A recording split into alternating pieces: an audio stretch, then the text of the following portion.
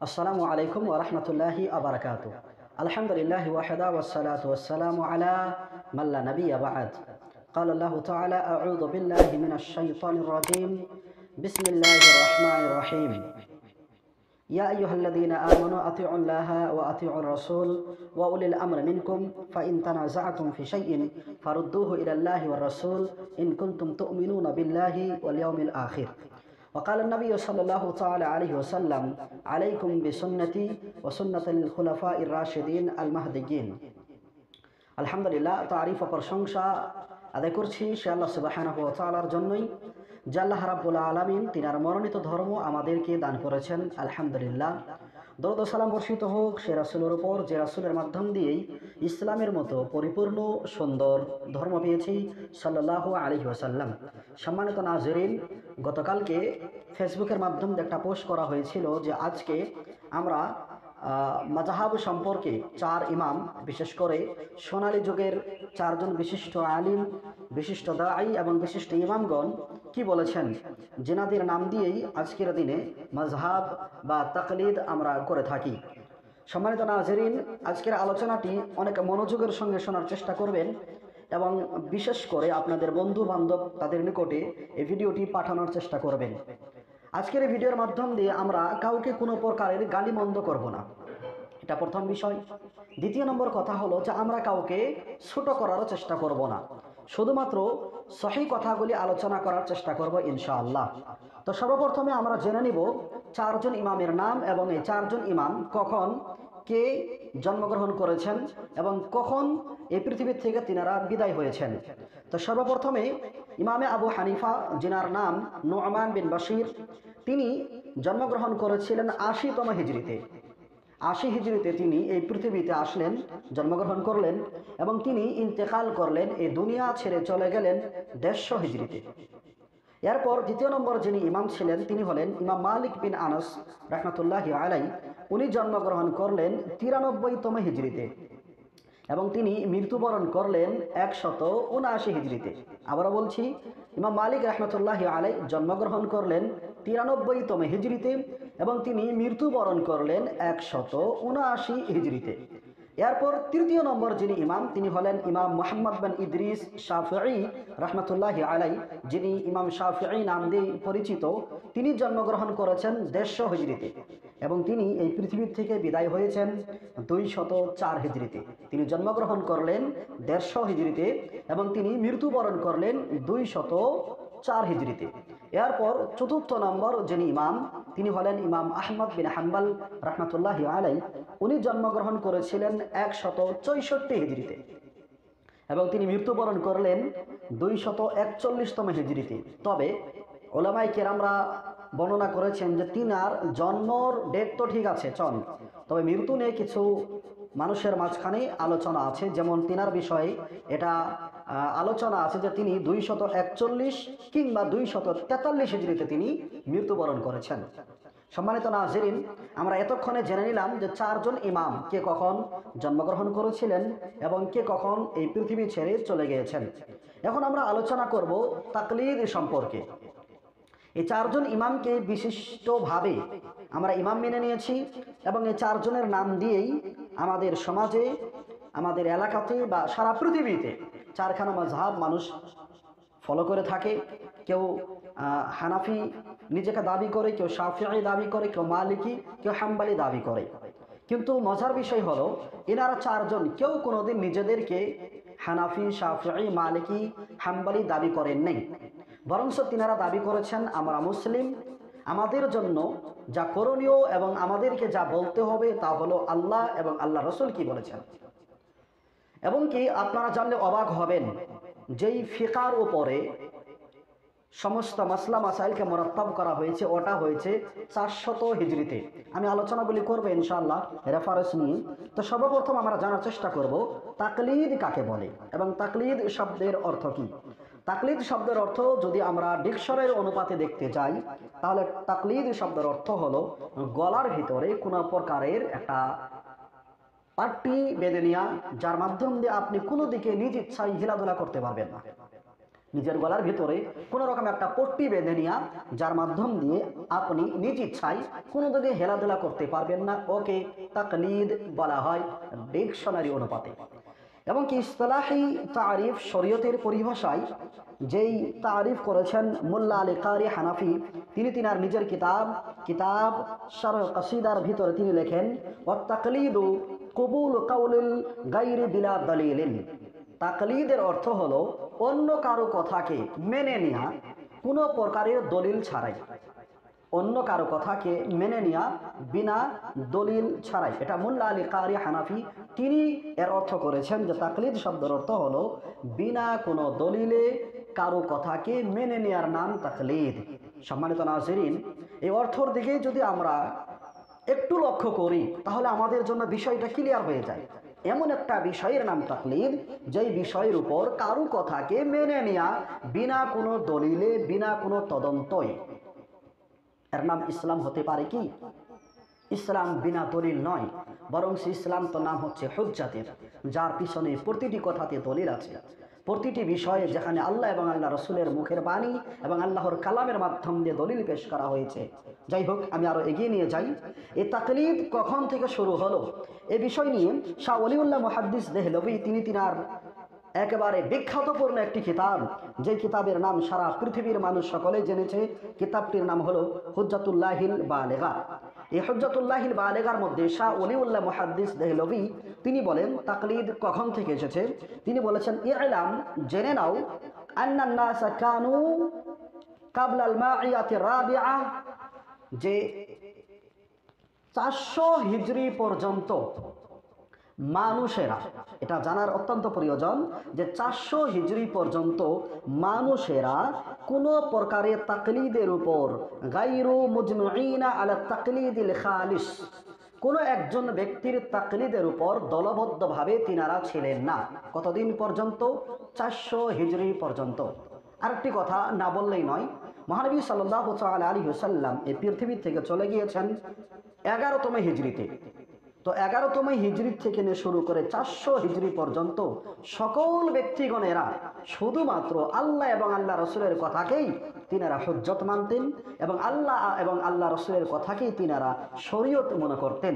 শুধুমাত্র অন্য ব্যক্তি সাহাবাই কেরাম এমনটা নয়, তাবেঈগণ, তাবেঈগণেরা এবং কে 4 জন ইমাম, যে কথাগুলি আমি প্রথমে বললাম যে 241 এবং 243 পর্যন্ত ইমাম আহমদ বিন হাম্বলের মৃত্যুর যে কথা আমি আলোচনা করলাম, তো ইমাম আহমদ বিন হাম্বলের শেষ জীবনটা শেষ হলো 241 কিংবা 243 হিজরি পর্যন্ত। তার মানেটা হলো যে তারপর থেকে 400 হিজরি, আপনি কল্পনা করতে পারেন আরো 150 বছর পর মানুষেরা তাকলিদকে মেনে নেওয়া শুরু করেছে। এর আগে কারো কোনো প্রকারের তাকলিদ অনুকরণ করা হতো না। ইমাম আবু হানিফা রাহমাতুল্লাহি আলাইহির কোনো ফিরকা বা কোনো দল হিসাবে তিনাকে মানুষেরা তাকলিদ হিসাবে তিনার কথা মেনে নিতেন না, বরং তিনার কথা মানতেন এবং তার পাশাপাশি সকল ব্যক্তিরা আল্লাহ এবং আল্লাহ রসুলের কথাকে প্রাধান্য দিতেন। এবং ইমাম আবু হানিফা শুধু নন, বরং 4 জন ইমাম রাহিমাহুমুল্লাহ ওনারাও এই কথাই স্পষ্টকরণভাবে মানুষের মধ্যে বলে গিয়েছেন যে তাকলিদ করতে হবে না, শুধুমাত্র হুজ্জত হলো পবিত্র কোরআন এবং রাসূল সাল্লাল্লাহু আলাইহি সাল্লামের মুখের বাণী। আসুন আরো আগিয়ে চলে যাই। তো ইমাম শাহ ওলিউল্লাহ মুহাদ্দিস দেহলভী তিনি বলেন 400 হিজরি পর্যন্ত কোনো একজন দল, কোনো একজন ব্যক্তিকে তাকলিদের নাম দিয়ে মানুষেরা তার ভিতরে কোনো প্রকারের মানুষেরা অংশগ্রহণ করে নেই। এটা 400 হিজরির পর এই তাকলিদ এই পৃথিবীতে এসেছে। ইলামুল মুআক্কিঈন একটা বিশিষ্ট কিতাব, এটা গুরুত্বপূর্ণ কিতাব, যে কিতাবের সম্পর্কে অনেকেরই জানা আছে।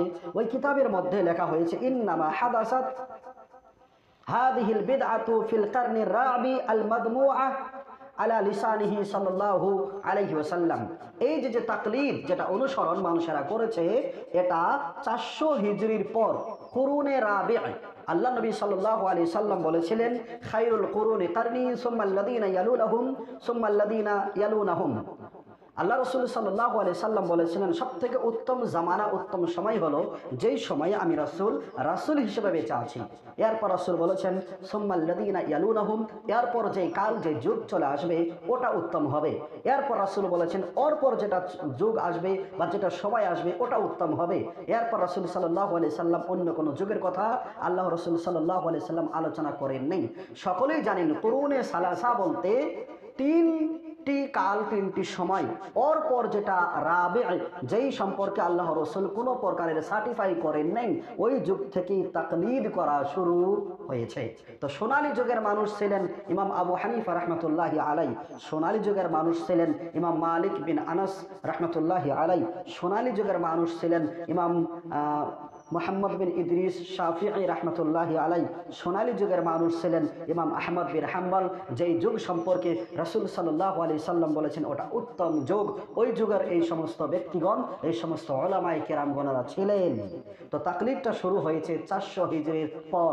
এর আগে কোনো প্রকারের কারো কোনো তাকলিদ করা হতো না। সম্মানিত দিনী ভাই ও বোন, একটা প্রশ্ন, একটা কথা মানুষের মুখে শোনা যায়, বিশেষ করে আলেম ওলামাদের মুখে, যে তাকলিদ করা ফরজ।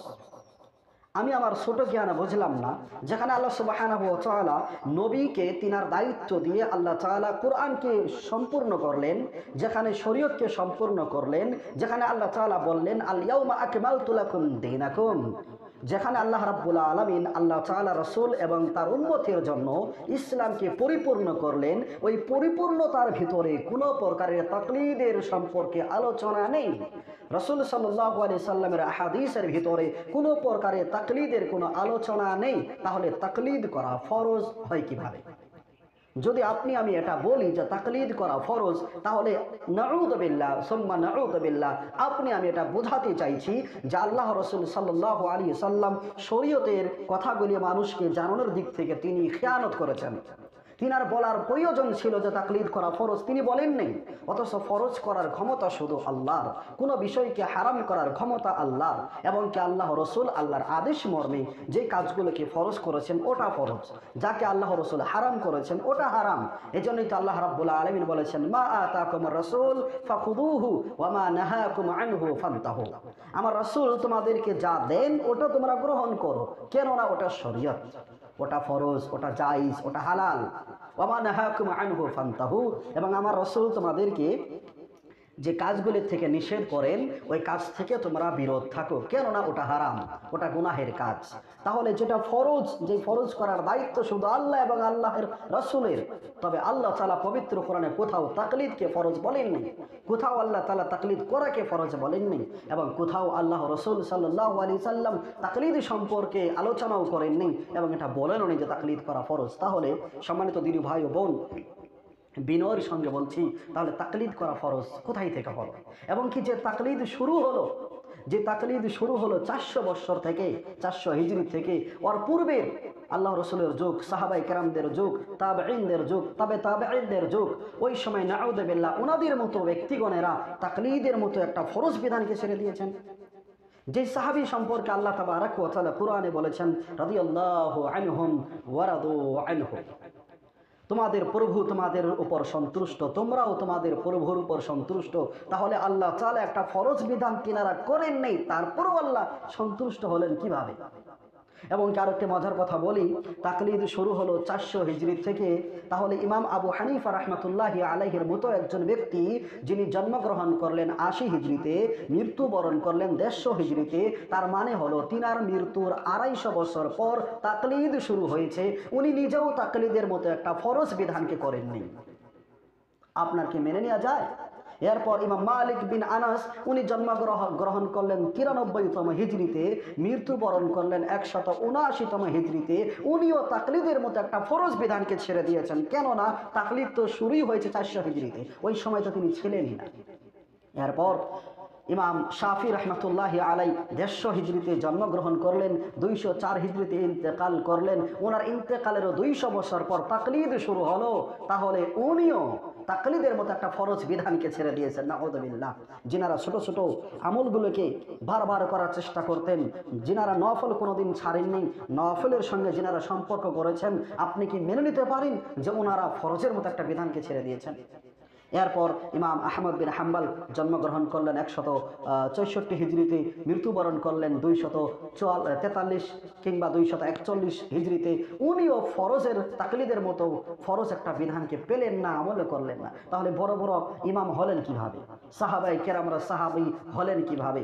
আম্মা আয়েশা রাদিয়াল্লাহু তাআলা আনহা আল্লাহ রাসূল সম্পর্কে বলছেন যে তিনি যখন রাত্রের সালাতে দাঁড়াতেন, বিশেষ করে তাহাজ্জুদের নামাজে, উনি এত লম্বা কিরাত করতেন যে তিনার পাগুলি ফুলে ফুলে উঠতো বেশি সময় দাঁড়িয়ে থাকার কারণে। যে রাসূল সাল্লাল্লাহু আলাইহি ওয়াসাল্লাম নফল সালাতগুলি এত সুন্দর করে আদায় করতেন, ওই রাসূলের মতো একজন ব্যক্তি তাকলিদের মতো একটা ফরজকে ছেড়ে দিলেন, মেনে নেওয়া যায়? আপনি একটু ভাববেন। আল্লাহ তাবারাক ওয়া তাআলা আমাদেরকে ভাবার এবং বোঝার তৌফিক দান করুক। আমি কিন্তু এই কথাগুলোর মাধ্যম দিয়ে আপনাদের কাউকে কারো অনুসরণ করতে, তাকলিদ করতে বাধা প্রদান করছি না। আপনি বলবেন আমি ইমাম আবু হানিফা রাহমাতুল্লাহ আলাইহিকে ফলো করি, আলহামদুলিল্লাহ, স্বাগতম, মোস্ট ওয়েলকাম আপনাকে। আমিও চাই যে আমিও যাতে ইমাম আবু হানিফা রাহমাতুল্লাহ আলাইহির মতো করে চলতে পারি। কেন জানেন? উনি তাকলিদ করেননি, উনি কোরআন এবং হাদিসের আলোকেই ফতোয়া প্রদান করতেন, ওই হিসাবেই তিনি জীবন যাপন করেছেন। এবং উনি তো তাকলিদ সম্পর্কে নিষেধ করেছেন, আগে আলোচনা করছি। আবার আপনি বলবেন আমি মালিক বিন আনাসের মতো হতে চাই, আলহামদুলিল্লাহ, স্বাগতম, ওনার মতো হন, ওনার আদর্শকে আপনি মেনে চলুন। আপনি বলবেন আমি শাফিঈ হতে চাই, আলহামদুলিল্লাহ, আপনি ইমাম শাফিঈর রাহমাতুল্লাহি আলাইহির অনুসরণ করুন, ভালো কথা, ওনার মতো করে জীবন যাপন করুন। ওই যুগের সবথেকে বিশিষ্ট ওলামায়ে কেরাম ইনারাই তো ছিলেন।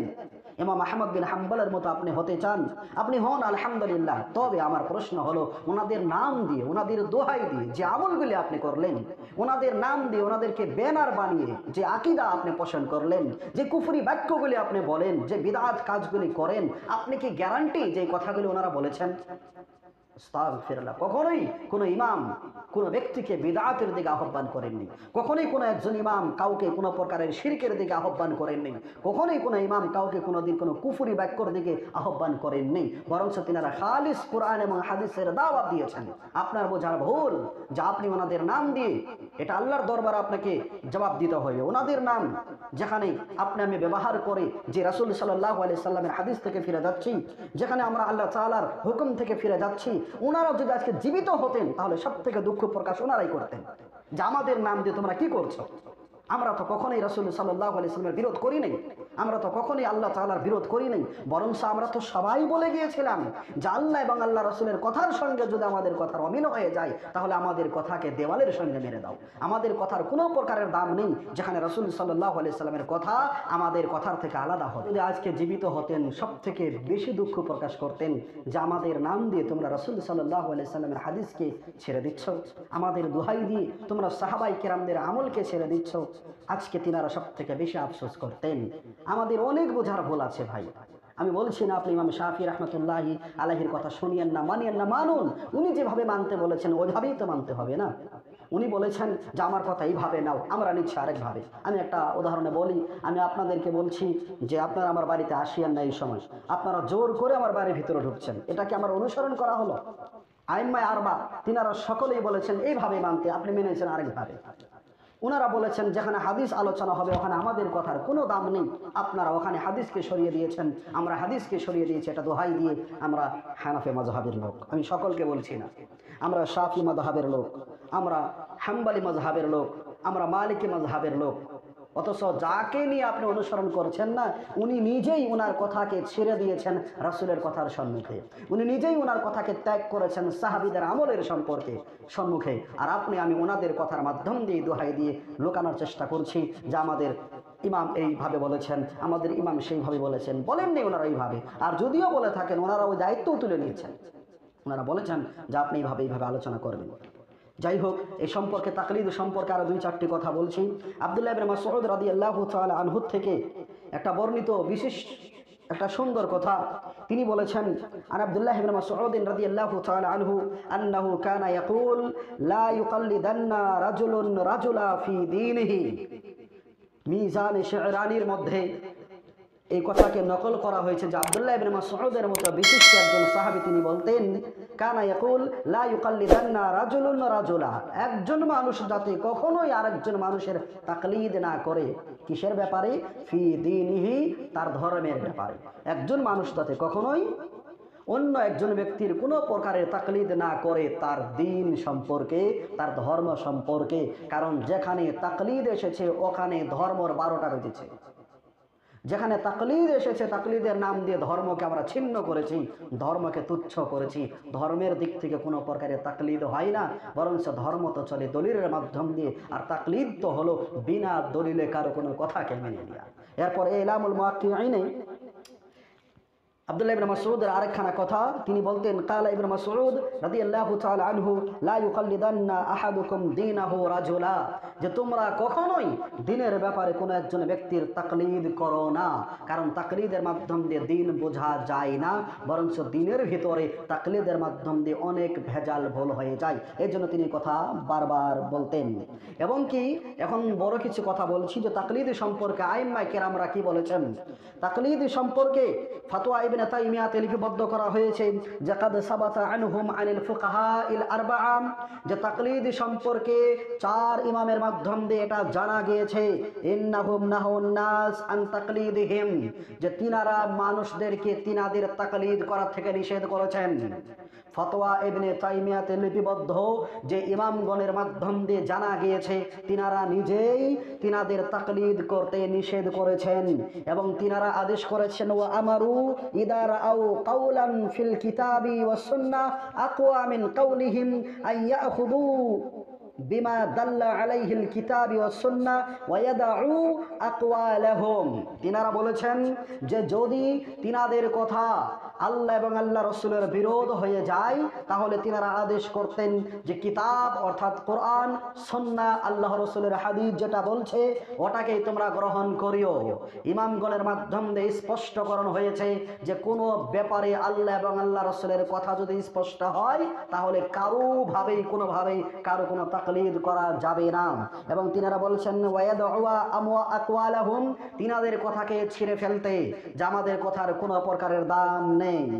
মিজানে শেরানিতে আরেকটি কথা ইমামগণের মাধ্যম দিয়ে প্রমাণ হয়, ইয়াকুলুনা ইদা রাআইতুম কালামুনা ইউখালিফু যাহিরাল কিতাবি ওয়াস সুন্নাহ ফা'মালু বিল কিতাবি ওয়াস সুন্নাহ ওয়াদরিবু বিকালামিনাল হাইত।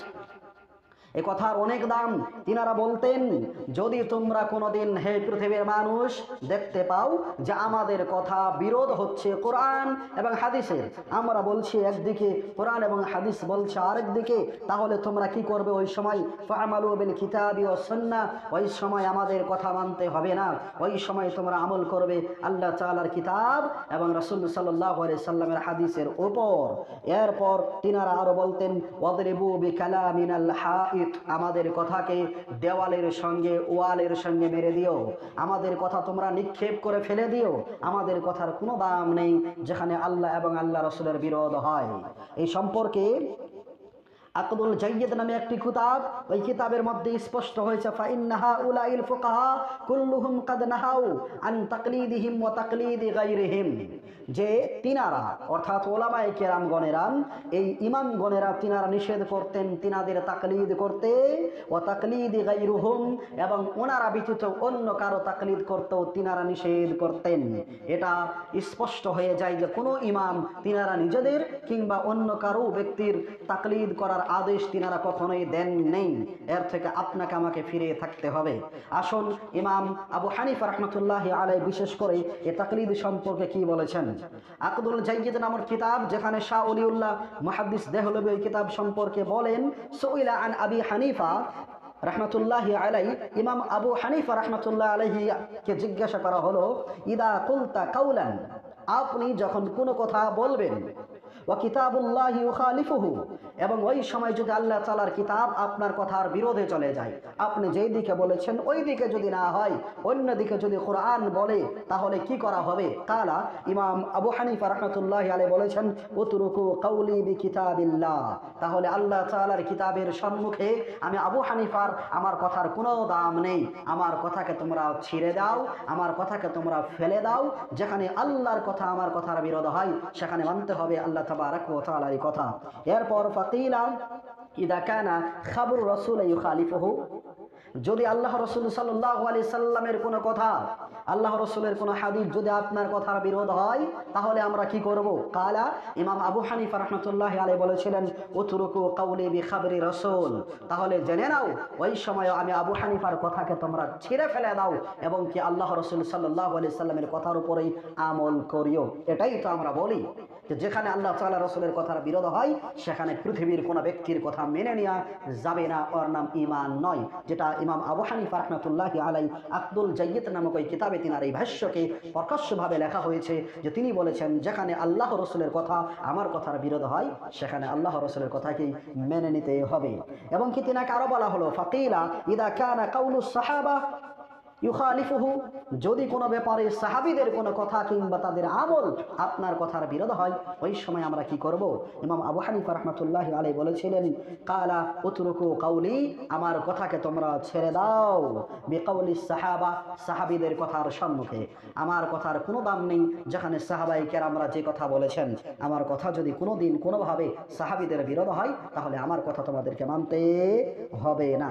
এমনকি আব্দুল জাইয়িদের মধ্যেই আরেকখানা কথা ইমাম আবু হানিফা রাহমাতুল্লাহি আলাইহি সম্পর্কে আনা হয়েছে। তিনি বলেন লা ইয়াহিল্লু লিআহাদিন, কোন একজন মুসলিম বা কোন একজন মানুষের জন্য হালাল নয়, বৈধ নয় আয়াখুদা বিকাউলি মা লাম ইয়ালাম মিন আইনা কুলতুহু, যতদিন পর্যন্ত একজন ব্যক্তি এটা না জানবে যে আমি এই ফতোয়া কোথায় থেকে দিচ্ছি ততদিন পর্যন্ত কোন একজন ব্যক্তির জন্য আমার কথাকে গ্রহণ করা হালাল হবে না, বৈধ হবে না। ওয়ানাহা আনিত তাকলিদ, এবং তিনি তাকলিদ করার থেকে নিষেধ করেছেন যে কোনোদিন শরীয়তের ব্যাপারে কোন ব্যক্তির অন্ধ তাকলিদ করা চলবে না, চলবে না, চলবে না। ইলামুল মুআক্কিনের মধ্যে আরেকখানা কথা কালা আবু হানিফা, ইমাম আবু হানিফা রাহমাতুল্লাহি আলাইহি তিনি বলেছেন আল বাউলু ফিল মসজিদি আহসানু মিন বাদি কিয়াসিহিম। আল্লাহু আকবার, কত বড় কথা। তিনি বলেন আল বাউলু ফিল মসজিদি আহসানু, মসজিদের মধ্যে প্রসাব করা, মসজিদের মধ্যে পেশাব করা আমার কাছে উত্তম মিন বাদি কিয়াসিহিম, মানুষের কিছু কিছু কিয়াস থেকে, যে কিয়াসের নাম দিয়ে শরীয়তকে নষ্ট করা হয় ওই কিয়াস সম্পর্কে ইমাম আবু হানিফা রাহমাতুল্লাহি আলাইহি বলেছেন ওই কিয়াস করার থেকে মসজিদের ভিতরে প্রসাব করা ওনার নিকটে উত্তম। কত শক্ত কথা তিনারা বলে গিয়েছেন। তিনারা তাকলিদ করতে কখনোই বলেননি, বলেছেন আমাদের কথাকে নেওয়াও যেতে পারে, ছেড়েও দেওয়া যেতে পারে, তবে একজন ব্যক্তির কথা শুধু নিতে হবে, ছাড়ার কোনো অপশন নেই। তিনি হলেন মুহাম্মদ সাল্লাল্লাহু আলাইহি ওয়াসাল্লাম। তুহফাতুল আখিয়ার নামে একটি কিতাব, ওই কিতাবের মধ্যে ইমাম আবু হানিফা রাহমাতুল্লাহি আলাইহি আর শক্ত কথা বলেছেন। তিনি বলেন ওয়াকাল আল ইমাম আবু হানিফা রাহমাতুল্লাহি আলাইহি, ইমাম আবু হানিফা রাহমাতুল্লাহি আলাইহি তিনি বলেন লা ইউকাল্লিদুনি ওয়ালা লা তুকাল্লিদুনি ওয়ালা তুকাল্লিদান্না মালিকান ওয়ালা গায়রাহু, যে কখনোই তোমরা আমার তাকলিদ করো না, অন্ধ তাকলিদ করো না, আমার তাকলিদ করতে গিয়ে শরীয়তকে নষ্ট করার চেষ্টা করিও না। ওয়ালা তুকাল্লিদান্না মালিকা, এবং কখনোই ইমাম মালিকেরও তাকলিদ তোমরা করো না। ওয়ালা গায়রা, ইনারা ব্যতীত, অর্থাৎ আমি এবং ইমাম মালিক ব্যতীত অন্য কারো কোনোভাবে তাকলিদ তোমরা করো না। এটা ইমাম আবু হানিফা রাহমাতুল্লাহি আলাইহি সুন্দর ভাষায় স্পষ্টকরণ করেছেন। এরপর ইমাম মালিক রাহমাতুল্লাহি আলাইহি তাকলিদ সম্পর্কে কি বলেছেন আসুন ওটা জেনে নেই। কাল আল ইমাম আল মালিক, ইমাম মালিক তিনি বলেন ফাকুল্লু মা ওয়াফাকাল কিতাব ওয়া সুন্নাহ ফাখুদুহু, আমার যে সমস্ত কথা কিতাব এবং সুন্নাহ পবিত্র কোরআন এবং সহিহ হাদিসের সঙ্গে মিলে যায় ওই কথাগুলিকে ফাখুদুহু তোমরা নিয়ে নাও। ওয়াকুল্লু মা লাম ইউআফিক ফাতরুকু, এবং যেই সমস্ত কথাগুলি কোরআন এবং হাদিসের সঙ্গে মিলে না ওই সমস্ত কথাগুলিকে ফাতরুকু তোমরা ছেড়ে দাও। তাহলে দেখুন ওনারা ওনাদের ব্যাপারে এটা স্পষ্টকরণ করেছেন, পৃথিবীর মানুষ আমাদের কথা মানো, জানো, শোনো ভালো কথা, তবে আমাদের কথা যদি আল্লাহ এবং আল্লাহ রাসূলের বিরোধ হয় তাহলে আমাদের কথা তোমাদেরকে মানতে হবে না, মানাও যাবে না, তোমাদের জন্য মানতে হবে আল্লাহ এবং আল্লাহ রাসূলের কথা। ইমাম শাফি রাহমাতুল্লাহি আলাইহি তিনি তাকলিদ সম্পর্কে কি বলেছেন আসুন জেনে নেওয়া যাক। আব্দুল জাইয়িদের মধ্যেই সুন্দর করে ইমাম শাফি রাহমাতুল্লাহি আলাইহির কথাকে নকল করা হয়েছে। কালা শাফিঈ, ইমাম শাফি রাহমাতুল্লাহি আলাইহি বলতেন ইদা কুলতু কাওলান, আমি যখন কোনো কথা বলি, আমি যখন কোনো ফতোয়া শরীয়ত সম্পর্কে প্রদান করি, ওয়া কানা নবী সাল্লাল্লাহু আলাইহি সাল্লাম কালা খিলাফা কাওলি, এবং আল্লাহ রাসূল সাল্লাল্লাহু আলাইহি সাল্লাম যখন ওই কথা আমার থেকে আলাদা বলেন, আল্লাহ রসুলের কথা একদিকে যদি হয়, আমার কথা যদি আরেক দিকে হয়, ফামা ইয়াসিহু মিন হাদিসিন নবী সাল্লাল্লাহু আলাইহি সাল্লাম আউলান, তাহলে মনে রেখে নিবে যেটা হাদিস থেকে প্রমাণ হয় আল্লাহ রসুলের কথা ওটাই উত্তম।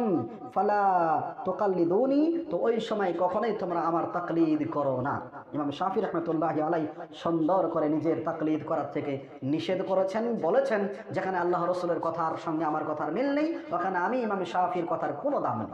এরপর আকদুজ জাইয়িদের মধ্যে আরো লেখা হয়েছে আনি শাফিঈ, ইমাম শাফি রহমতুল্লাহি আলাইহি থেকে বর্ণিত, আন্নাহু কানা ইয়াকুল, যে তিনি এই কথা সর্বদাই বলতেন, ইদা সাহাল হাদিস ফাহুয়া মাযহাবি লান তাকলিদ। তিনি বলতেন যখন কোনো সহিহ হাদিস তোমাদের সম্মুখে চলে আসবে, মনে রাখবে ওটাই আমি শাফি রহমতুল্লাহি আলাইহির বা ওটাই আমি ইমাম শাফির ধর্ম। উনি যে ফতোয়া দিয়েছেন, ফতোয়ার বিপক্ষে যদি সহিহ হাদিস চলে আসে, ইমাম শাফি নিজে বলেছেন ওটা আমার ধর্ম। তো আপনি কেমন শাফি গো, ইমাম শাফির নাম দিয়ে আপনি ইমাম শাফির কথাই মেনে নিচ্ছেন না? আপনি কেমন মালিকি, ইমাম মালিকির কথা আপনি মেনে নিচ্ছেন না? আপনি কেমন হাম্বলি, ইমাম হাম্বলের কথাই আপনি মেনে নিচ্ছেন না? আপনি কেমন হানাফি ভাই, ইমাম আবু হানিফা রহমতুল্লাহি আলাইহি যে কথা বলেছেন আপনি ওটাই মেনে নিচ্ছেন না? উনি বলেছেন যখন কোনো সহিহ হাদিস আসবে, যখন কোনো কথা আমাদের আল্লাহ রসুলের কথার সঙ্গে বিরোধ হবে, আমাদের কথার কোনো দাম নেই, আমাদের কথা ছেড়ে ফেলে দাও।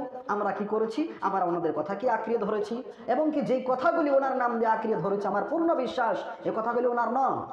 আমি আরেকদিন আলোচনা করব কি কথা এমন আমরা ওনার নাম দিয়ে চালাচ্ছি যে কথাগুলি ওনার হতেই পারে না, ওটা অন্যদিন আলোচনা করবে ইনশাআল্লাহ। তো আজকে বলতেছিলাম ইমাম শাফি রাহমাতুল্লাহি আলাইহি বলেছেন, ইদা সাহাল হাদিস ফাহুয়া মাযহাবি, যখন কোনো সহিহ হাদিস তোমাদের সম্মুখে চলে আসবে ওটাই আমার মাযহাব, ওটাই আমার ধর্ম, ওটাই আমার ফতোয়া, ওটাই আমার দ্বীন, ওটাই আমার শরীয়ত। এরপর ইমাম শাফি রাহমাতুল্লাহি আলাইহি আর বলতেন, ইদা রাআইতুম কালামি ইউখালিফুল হাদিস, যখন তোমরা দেখো যে আমার কোনো কথা হাদিসের বিরোধ হয়ে যায়, ফা'মালু বিল হাদিস, তাহলে ওই সময় তোমরা হাদিসের উপর আমল করো। ওয়াদরিবু বিকালামি আল হাইত, এবং আমার কথাকে তোমরা দরজার সঙ্গে, ওয়ালের সঙ্গে, দেওয়ালের সঙ্গে নিক্ষেপ করো। আমার কথা ডাস্টবিনে ফেলে দাও, আমার কথার কোনো দাম নেই, যেখানে রাসূল সাল্লাল্লাহু আলাইহি সাল্লামের কথা আরেক দিকে চলে যায়। এরপর ইমাম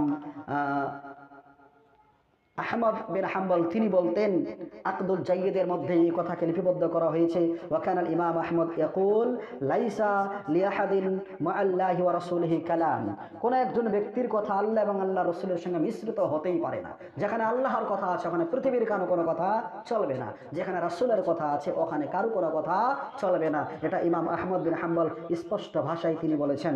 এবং ইলামুল মুআত্তিঈনের মধ্যে তিনার একটা কথাকে বর্ণনা করা হয়েছে, তিনি বলতেন, কালা লা তুকাল্লিদু দীনাকা, লা তুকাল্লিদ দীনাকা আহাদ, যে তোমরা দ্বীনের সম্পর্কে কোনো ব্যক্তির কোনো প্রকারের তাকলিদ করো না। সম্মানিত নাজরিন, সম্মানিত দিনী ভাই ও বোন, যে কথাগুলি, ভিডিওটি লম্বাই হলো, যে কথাগুলি আমরা আলোচনা করলাম, এই কথার দ্বারা স্পষ্ট হয়ে যায় যে ইমামগণেরা তিনারা কখনোই চারা মাযহাব করতে, মাযহাব করতে কখনোই তিনারা নিজের অথবা কারো তাকলিদ করতে বলেন নেই, বরং স্পষ্ট ভাষায় তিনারা তাকলিদ করতে নিষেধ করে গিয়েছেন। আমরা ওনাদের এই কথাগুলিকে বেশি বেশি করে আমল করতে হবে এবং এই কথাগুলির উপরেই আমাদেরকে অটল থাকতে হবে। কেননা ওনাদের দোহাই দিয়ে, ওনাদের নাম দিয়ে যে সমস্ত ভুল বাক্য, যে সমস্ত ভুল আমল, যে সমস্ত শিরকি আকীদা আমরা পোষণ করি, কিয়ামতের দিন আপনাকে আমাকে জবাব দিতে হবে। আমার এই কথাগুলি অনেকের গায়ে লাগতে পারে, ভাই আপনার গায়ে যদি লাগে, আমি সমস্ত কথাগুলি রেফারেন্স দিয়ে বলছি, আমি কাউকে দোষারোপ করিনি। আমি আবারও বলছি, আপনি ইমাম আবু হানিফার মতো হতে চান, স্বাগতম, ওই যুগের উনি সব থেকে বিশিষ্ট এবং সব থেকে যোগ্যতম ব্যক্তি ছিলেন।